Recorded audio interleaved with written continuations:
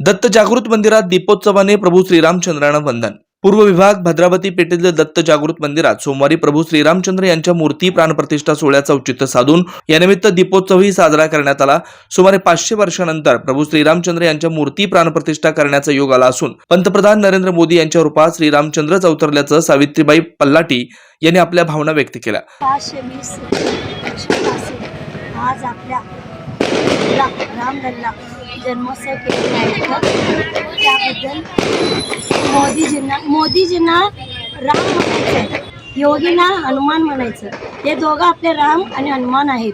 त्यांना फार फार फार कोटी माझं धन्यवाद। माझ्या मोदी म्हणायचं नाही, माझ्या राम म्हणायचं माझ्या मोदीला, आणि हनुमानला योगीराज असे म्हणावे।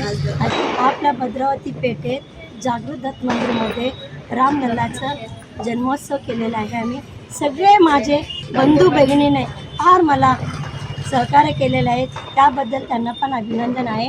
माझ्या मोदीसाठी दीपोत्सव कार्यक्रम झालेला आहे। माझ्या आरती आणि महाप्रसाद सगळं वाटप केलेलं आहे, आणि माझ्या मोदींना फार फार माझा नमस्कार। हे माझ्या मोदींना कोणीही विसरू नये। मोदी आपल्या सगळ्यांच्या हृदयामध्ये बसलेले पाहिजे। रोम रोम राम कसं रोम रोम मध्ये आपल्या असतात हृदयामध्ये, तसं आपल्या मोदीजींना आपण हृदयामध्ये ठेवा।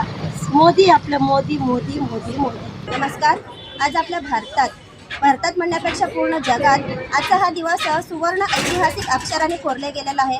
कारण 520 वर्षापासून आपल्याला जी तळमळ होती, आपली आत्मिक तळमळ होती आपल्या रामलल्लांचं मंदिर व्हावं म्हणून, आज मोदींच्या आणि आपल्या सगळ्यांच्या सेवकांच्या सगळ्यांच्या प्राणांच्या बलिदानाने आजचा हा दिवस आपण रामलल्ला आपल्या अयोध्यामध्ये विराजमान झालेले आहेत। त्या संदर्भात ठिकठिकाणी पूर्ण देशभरात जगभरात आजची हा दिवाळी म्हणून साजरा करण्यात येत आहे।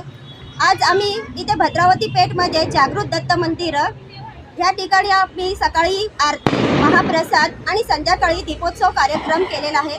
इथल्या भागातील लोकांचा उत्साह उत्स्फूर्त खूप जोरात होता। जय श्रीराम। दर्शनासाठी श्रीराम भक्तांनी मोठी गर्दी केली होती। जय श्रीरामच्या घोषणेनं सारा आसमंत दुमदुमून गेला होता। नागेश मादास, विमल पुट्टा, ममता पलाटी, मनीषा गाजूल, मोनिका गाजूल, वनिता गाजूल, पद्मिनी गंगी शेट्टी, श्वेता गाजूल, विकास कवडदेवी, ऋतिक गोने, श्रीनिवास गद्दे, जयंत एल्दी, दत्तू विटकर, सिद्धार्थ कोडम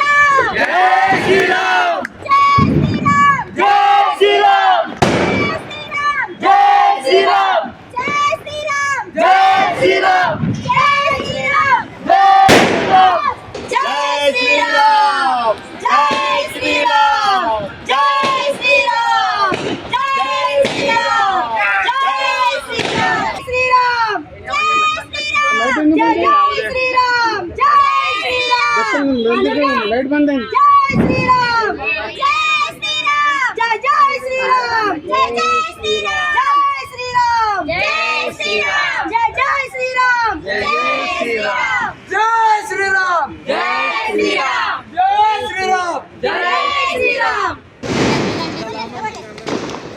जय श्रीराम, जय श्रीराम।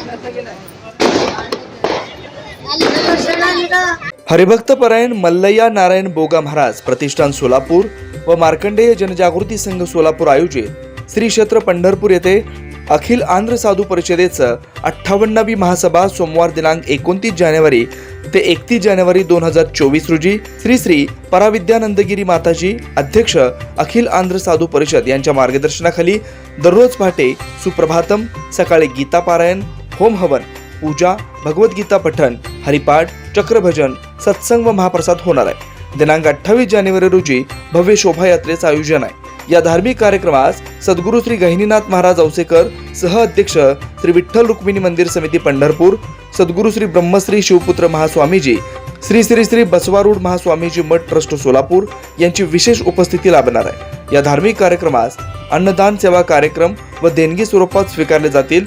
आपले विनीत श्री मार्कंडेय जनजागृती संघ, संपर्क किशोर व्यंकटगिरी 9552 2186 41।